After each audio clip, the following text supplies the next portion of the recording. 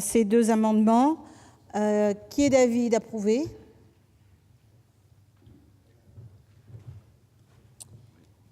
Qui est contre? Qui s'abstient? Les deux amendements sont adoptés. Je mets aux voix l'article 7 ter. Qui est pour? Qui est contre? Qui s'abstient? L'article 7 ter est adopté. Après l'article 7 ter, je suis saisie d'un amendement concernant un terme additionnel présenté par M. Mohamed Soilihi. Oui, il s'agit d'un amendement de simple coordination, mais qui concerne un magnifique territoire qui est Mayotte. Donc, s'agissant des autorisations d'urbanisme, le Code de l'urbanisme comporte des dispositions particulières applicables à ce département. Il s'agit notamment de l'article L. 427-2 qui fait un renvoi à l'article L. 425-7 du même code. Or, ce dernier article a été abrogé lors de l'adoption de la loi du 18 juin 2014 relative à l'artisanat, au commerce et aux très petites entreprises. L'objet de cet amendement est donc de réécrire l'article L. 427-2 pour tenir compte de cette abrogation. Avis de la commission des lois. Avis favorable. Avis du gouvernement. Donc je mets aux voix cet amendement. Qui est pour? Qui est contre? Qui s'abstient? Amendement adopté. Article additionnel après l'article 7 ter. Je suis donc saisie de deux amendements identiques. Le premier, le 11 rectifié, Monsieur Cadic. Merci Madame la Présidente. L'association Foncière Logement, AFL, est une association de loi de 1901 constituée en 2002 par les partenaires sociaux dont l'objet est de concourir à la mixité des villes et des quartiers. À ce titre, l'action de l'AFL porte sur deux volets. Des opérations dites de développement immobilier permettant la réalisation de logements locatifs sociaux dans les agglomérations, se caractérisant par un déséquilibre important entre offre et demande de logement, même si l'AFL n'est pas un organisme de logement social au sens juridique, et des opérations dites de rénovation urbaine ayant pour but la réalisation de logements locatifs libres prévus dans le cadre des conventions de rénovation urbaine. Ces logements ont vocation à être cédés aux caisses de retraite complémentaires Agirc-Arrco.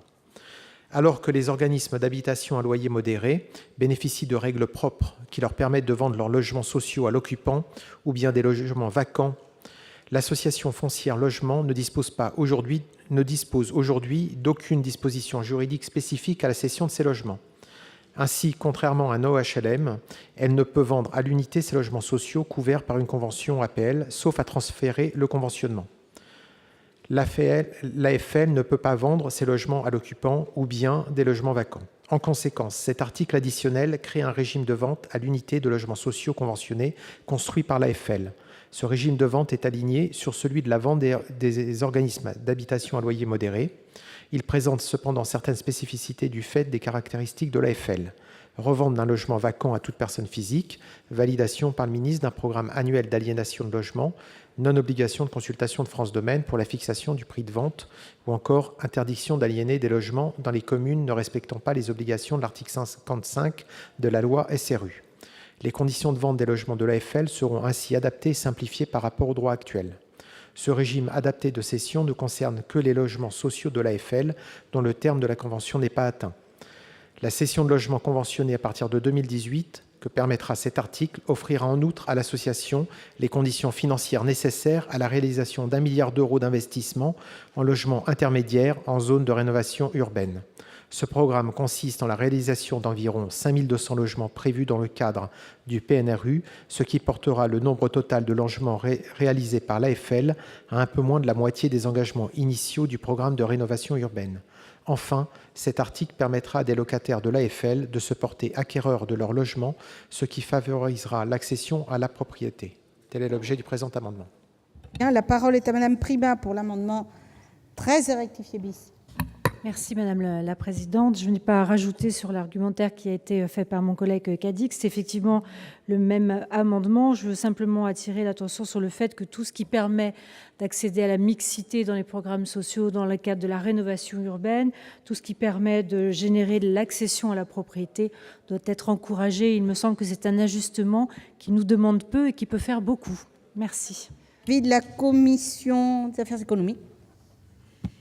Oui, alors en effet, à la différence des organismes HLM, il n'existe pas de disposition juridique qui autorise l'association foncière logement à céder ses logements. Donc cet article, justement, vise à y remédier en posant les conditions qui sont expliquées dans l'amendement, dans les deux amendements. Donc la commission a donné un avis favorable pour ces deux amendements. Avis du gouvernement. Même avis, Madame la Présidente. Donc nous mettons aux voix ces deux amendements. Qui est pour? Qui est contre? Qui s'abstient? Ces amendements sont adoptés. Je mets aux voix l'article 8. Qui est pour? Qui est contre? Qui s'abstient? L'article 8 est adopté. Article additionnel après l'article 8, amendement présenté par Monsieur Labbé. Oui, Madame la Présidente, Monsieur le Ministre, chers collègues. Dans les secteurs soumis à l'application de la loi Littoral, les conditions dans lesquelles les éoliennes peuvent être implantées doivent être précisées si celles-ci devaient continuer à relever du régime du permis de construire. Il est donc proposé d'introduire pour ce faire une dérogation circonscrite au principe actuellement inscrit à l'article L. 146-4 du Code de l'urbanisme, selon lequel l'extension de l'urbanisation doit se réaliser en continuité avec les agglomérations et villages existants. Une telle obligation de continuité est manifestement incompatible avec l'implantation d'éoliennes, laquelle doit respecter certaines distances minimales par rapport aux zones habitées, évidemment. En effet, les éoliennes étant considérées par la jurisprudence comme une extension de l'urbanisation au sens de la loi littorale, aucun parc éolien ne peut être construit dans la zone littorale, alors que de telles constructions sont par ailleurs admises par le dispositif dérogatoire propre à la loi Montagne. Cette proposition vise donc à harmoniser les dispositifs de la loi Littoral et celui de la loi Montagne et reprend par ailleurs la dérogation similaire introduite par la loi 2013-312 du 15 avril 2013 pour les communes des départements d'outre-mer sans porter atteinte aux exigences en matière de protection de l'environnement. La commission. Donc, l'amendement déposé par notre collègue Joël Labbé prévoit en fait de permettre l'implantation d'éoliennes en dérogation du principe d'urbanisation en continuité. Ainsi d'ailleurs que l'avait souligné l'excellent rapport d'Odette Herviaux et de Jean Bizet sur la loi Littoral, la situation juridique actuelle n'est pas un signe d'incohérence des politiques publiques. Elle est bien le fruit d'une hiérarchisation des priorités. L'objectif de protection de nos littoraux prime à ce jour le développement de l'éolien terrestre. Le rapport ne recommandait d'ailleurs pas de revoir l'ordre de ces priorités. Bien plus qu'une simple mesure de simplification de la vie des entreprises, nous sommes ici face à une véritable question d'aménagement du territoire. Donc la commission a donné un avis défavorable, mais je suppose que ce débat aura de toute façon lieu sur un autre texte relatif à la transition énergétique. Avis du gouvernement. Madame la Présidente, je suggère à Monsieur Labbé, je comprends l'amendement de retirer son amendement, car il se trouve que dans le cadre des débats sur la transition énergétique, un article 38 bis A a été adopté en première lecture à l'Assemblée nationale qui reprend exactement les stipulations. Pardon, vous êtes là, je vous prie de m'excuser. Que vous proposez. Le gouvernement partage votre préoccupation tendant à permettre, bien évidemment sous condition, l'implantation des éoliennes dans les communes littorales et a donc présenté l'amendement adéquat dans le cadre du projet de loi de transition énergétique. Il a été adopté en première lecture, donc vous voilà satisfait d'une certaine manière par la loi de transition énergétique. Monsieur Labbé, vous retirez votre... Vous le retirez. Merci. Donc, nous passons à l'article additionnel après l'article 8, l'amendement présenté par le gouvernement.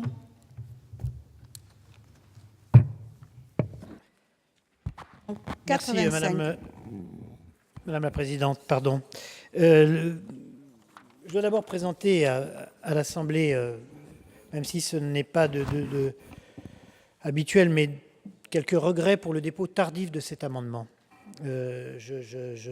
J'aurais aimé que vous en disposiez plus tôt, de manière à l'examiner, mais nous avons été alertés tardivement des conditions dans lesquelles, pour quelques communes, un certain nombre de problèmes se posaient relatifs à l'application des PPRT. Cet amendement vise à y répondre. Les plans de prévention des risques technologiques, dits PPRT, sont aujourd'hui majoritairement approuvés. Toutefois, les premiers cas de mise en œuvre ont révélé certaines difficultés d'application pour les entreprises riveraines des sites à risque. Mesures foncières d'expropriation, de délaissement, prescription de travaux peuvent mettre en difficulté les entreprises, alors qu'il serait possible, dans certains cas, de mettre en sécurité les personnes par d'autres moyens, notamment par une réorganisation des dites entreprises.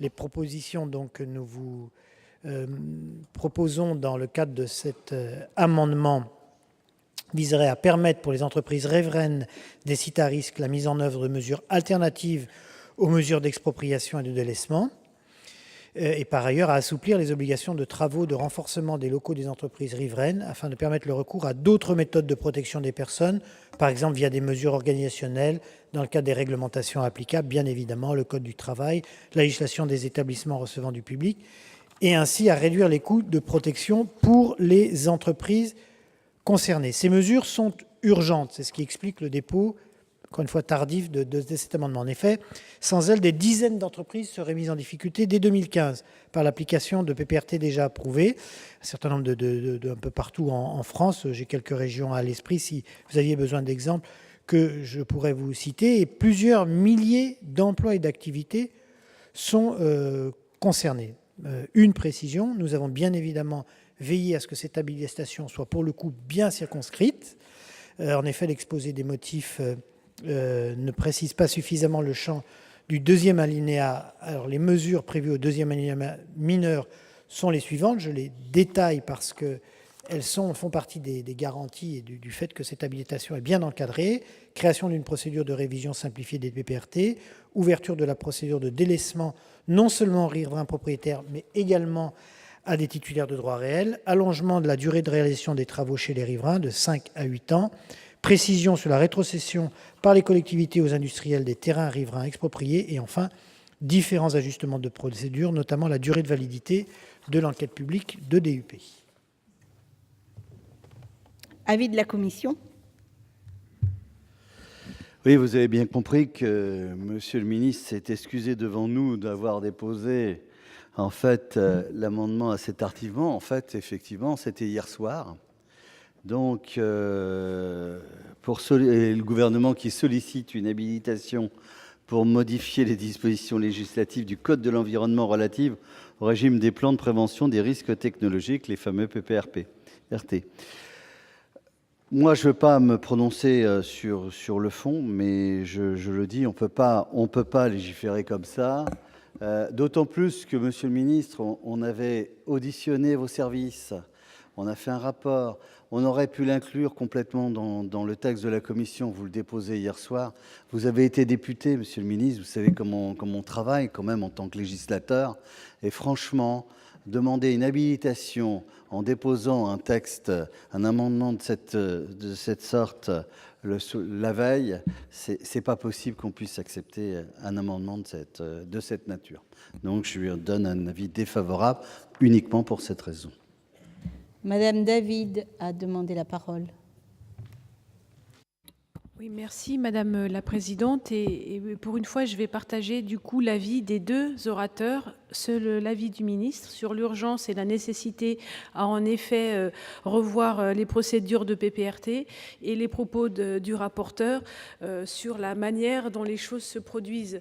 Donc voilà, je voulais simplement au nom de mon groupe dire que nous ne pourrons pas vous suivre et nous nous abstiendrons parce que nous regrettons la forme, tout en étant bien d'accord avec vous, Monsieur le Ministre, qu'il y a une véritable nécessité à revoir cette procédure des PPRT, car beaucoup de nos collectivités sont aujourd'hui dans des situations assez complexes, difficiles et parfois même délicates sur la mise en œuvre de ces PPRT. Mais voilà, on ne va pas pouvoir suivre sur la forme, donc nous nous abstiendrons. Monsieur Savin. Merci Madame la Présidente, Monsieur le Ministre, chers collègues. Si je peux comprendre tout à fait la position du rapporteur qui s'est exprimé plus sur la forme que sur le fond, et c'est vrai que d'avoir un texte en dernière minute, ça complique le travail de la Commission.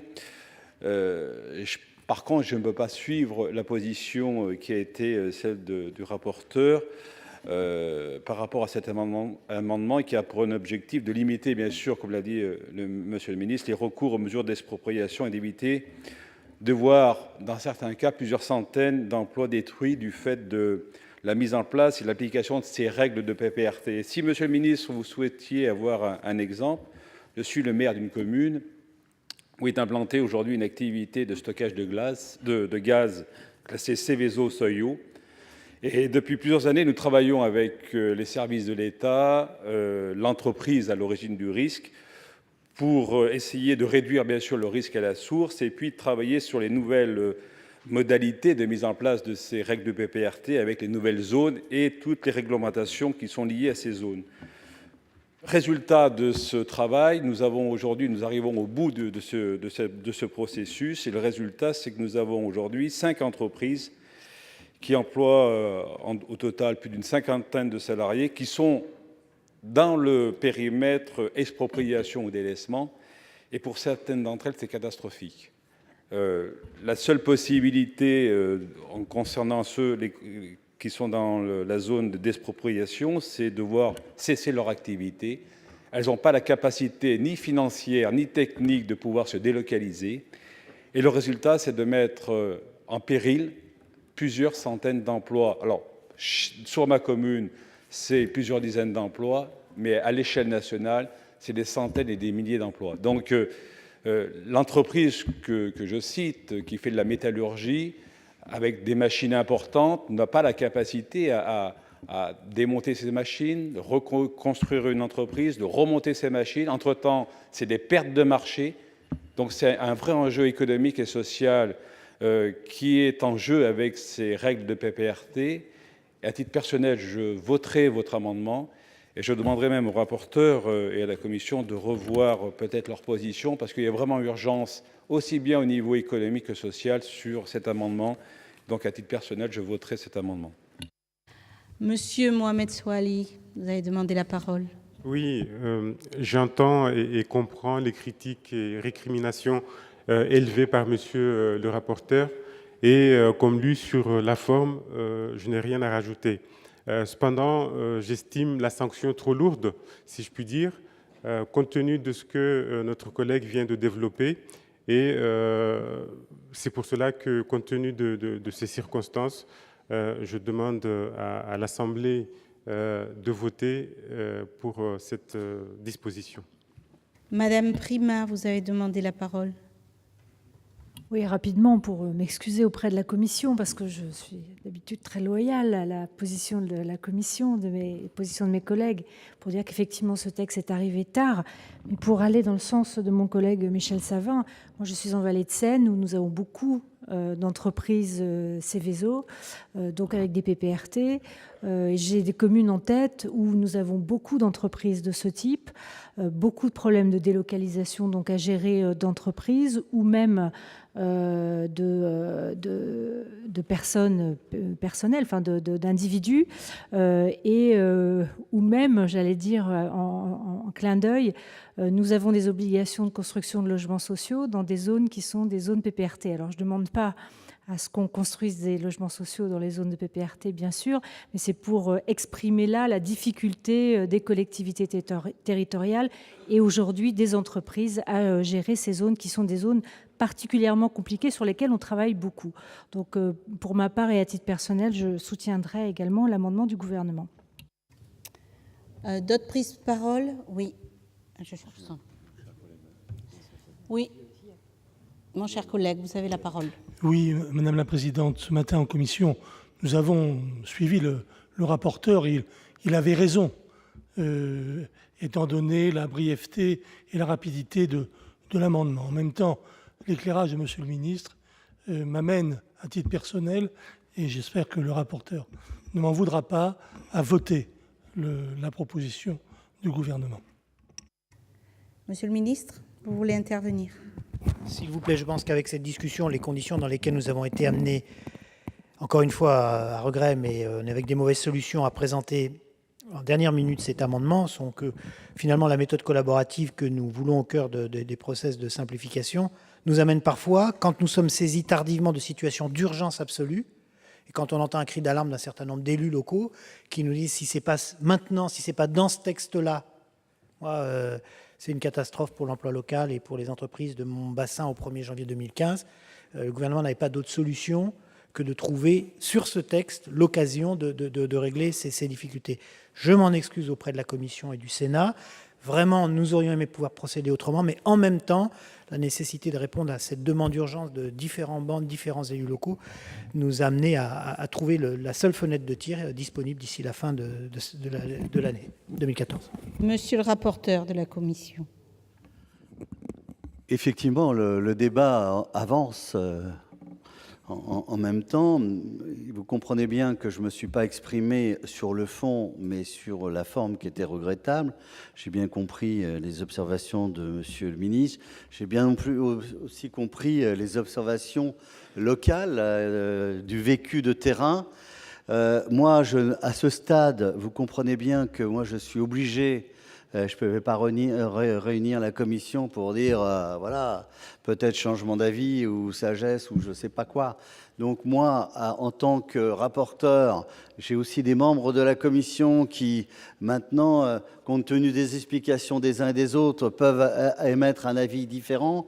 Donc, moi, je ne vais pas réunir la commission pour faire changer la commission d'avis, mais j'ai bien compris qu'il y a aussi le vécu et je dirais qu'à titre personnel, compte tenu des éléments que je vois, je me sens plus dans la sagesse que dans l'avis que j'aurais pu donner, mais je suis obligé de garder mon avis. À titre personnel, je suis dans la sagesse par rapport à ce que j'entends, mais à titre de rapporteur, je suis obligé de tenir compte de l'avis de la commission. Monsieur Le Squarnec avait demandé la parole. Oui, Madame la Présidente, juste pour dire que suite au débat, toutes les prises de parole, donc nous voterons pour.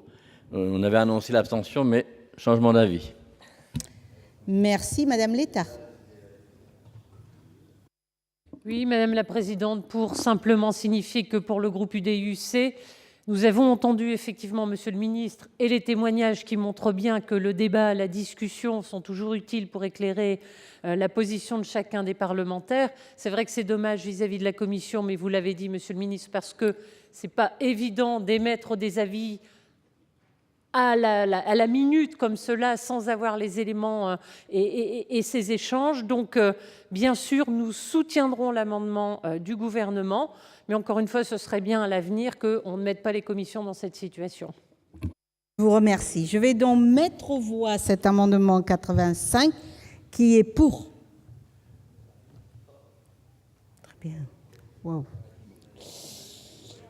Qui est contre? Qui s'abstient? Cet amendement est adopté. L'article 9 est supprimé. Il le reste. L'article 10 supprimé. 3 amendements faisant l'objet d'une discussion commune. Premier amendement numéro 10, défendu par Madame Létard. Merci Madame la Présidente. Monsieur le Ministre, chers collègues, la gestion d'obligations fioul domestique par un groupement professionnel rassemblant les indépendants est la seule option susceptible de garantir l'efficacité du dispositif certificat d'économie d'énergie en préservant l'équilibre concurrentiel des entreprises. Cette option, validée initialement par l'administration, est la seule en phase avec la position de la Cour des comptes. Elle répond par ailleurs à l'objectif de simplification du texte car elle substitue un gestionnaire collectif unique aux plus de 1 800 entreprises distribuant du fioul domestique, indépendamment des grossistes.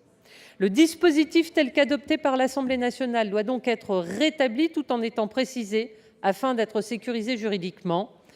D'abord en indiquant que les filiales des grossistes ne sont pas comprises dans son périmètre, le groupement ne se justifiant que pour les 1 800 entreprises indépendantes, en précisant ensuite que la réalisation d'économies d'énergie incombe aux détaillants qui la transfèrent au comité qu'ils ont constitué, gestionnaire de l'obligation, moyennant une contribution financière qui lui verse afin de simplifier le fonctionnement et limiter les fraudes, et enfin en inscrivant dans le code de l'énergie le principe de la rémunération versée au comité et de sa collecte par les grossistes auprès des détaillants sans impact financier pour eux ou pour les finances publiques, renvoyant ainsi au décret en Conseil d'État déjà prévu pour les modalités d'organisation et de fonctionnement du comité professionnel la fixation des règles régissant le fonctionnement de cette contribution.